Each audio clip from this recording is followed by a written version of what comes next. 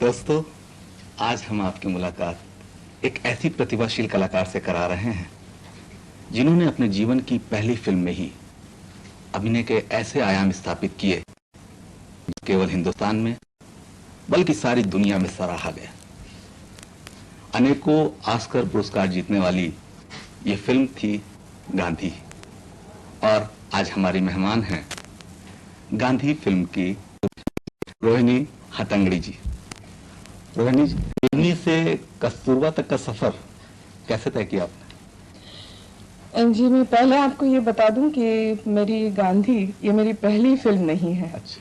हालांकि उससे मुझे काफी मैं मशहूर हो गई मैं, लेकिन फिर भी वो मेरी पहली फिल्म नहीं है। मेरी पहली फिल्म थी अरविंद देसाई की अजीब दास्तां, जो बाद में दूरदर्शन पे दिखाई गई।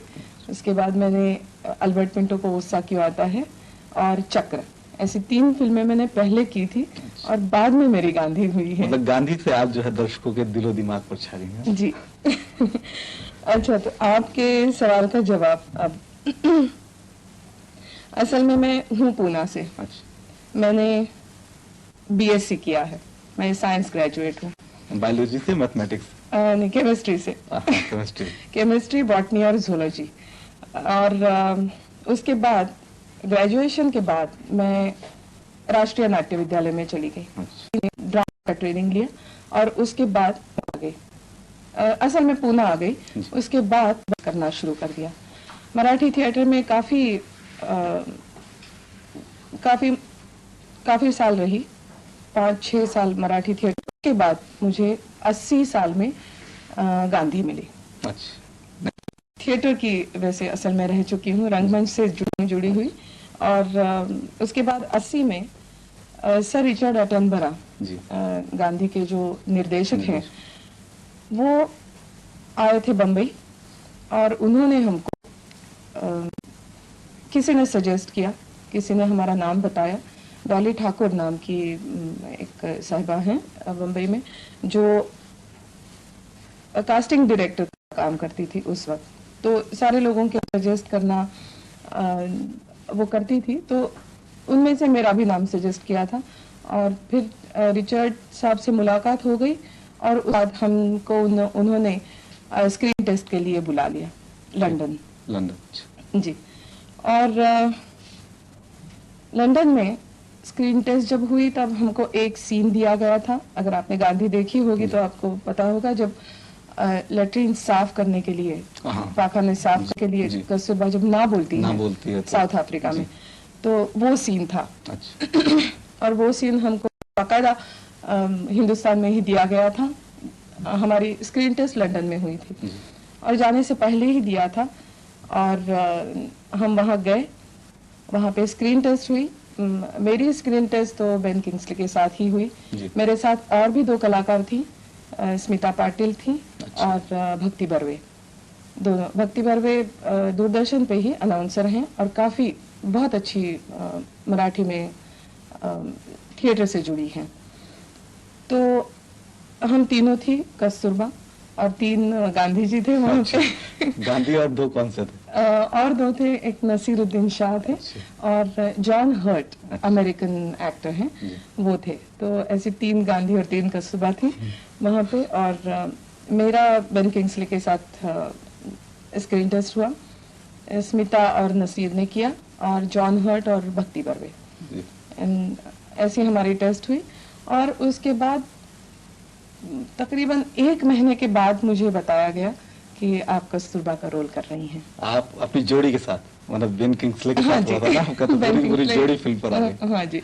अच्छा, ये होता है, ये कस्तूरबा तो भारतीय जगत में एक आदर्श नारी का प्रतीक मानी गई जी। तो इतना इम्पोर्टेंट और इतने चैलेंजिंग रोल के लिए आपने किस तरह से तैयारी की? ये जब चरित्र जो असल में होते हैं जी, वो थोड़ा सा डिफिकल्ट होता है करना, क्योंकि लोगों के दिलो दिमाग पे छाए हुए होते हैं। जैसे गांधी छाए हुए हैं, वैसे कस्तूरबा जी को तो आधे लोगों ने तो डेफिनेटली देखा होगा। तो उनके ऊपर लिखा हुआ भी बहुत सारा है, इसलिए मैं सोच रही थी कि मैं पहले कुछ पढ़ लूं। तो मैंने पहले पढ़ी वो गांधी जी की आत्मकथा पढ़ी। अच्छा।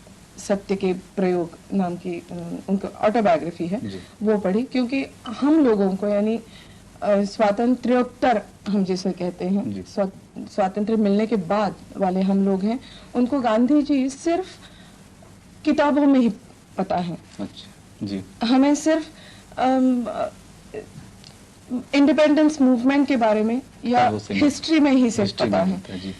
गांधी असल में क्या है वो हमको पता नहीं है। जी। तो उनकी ऑटोबायोग्राफी पढ़ना बहुत जरूरी था, इसलिए मैंने वो पढ़ी।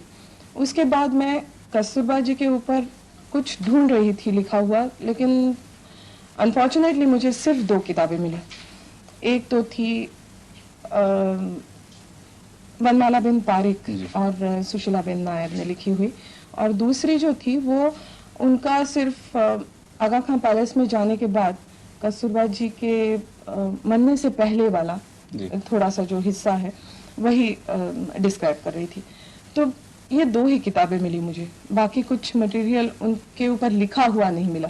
और थोड़ा सा यहाँ वहाँ जो गांधी जी के बारे में जो लिखते थे वो कस्तूरबा जी का भी थोड़ा सा मेंशन करते थे, तो ऐसे रेफरेंसेस मुझे मिले। नहीं, जैसे उनका बोलने का स्टाइल, हाँ, नहीं, किस तरह से पल्ला उड़ती थी, ये सब चीजें आपने कहाँ से देखी? नहीं, वो तो उसके बाद जो स्टेज थी वो फोटोग्राफ्स देखने की। अच्छा, क्योंकि फिल्म्स, कुछ आपने फिल्म्स भी देखी उसकी? हाँ, फिल्म एक ही मैंने देखी जो डॉक्यूमेंट्री 5 घंटे की बनाई है। अच्छा। जो दूरदर्शन पे भी आई थी शायद, तो वो डॉक्यूमेंट्री हमने देखी, लेकिन कस्तूरबा जी का बहुत कम कवर किया हुआ था।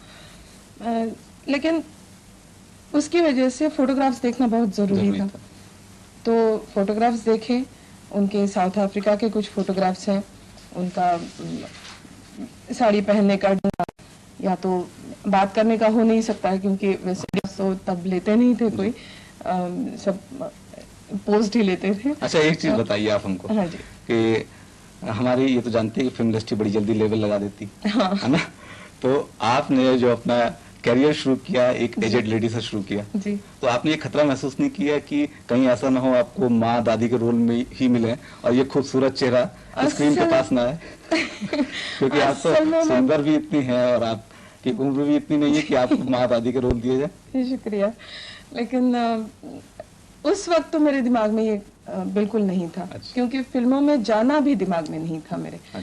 तो एक अच्छा रोल मुझे मिल रहा है और इतनी बड़ी फिल्में मुझे मिल रहा है, यही आपका ज्यादा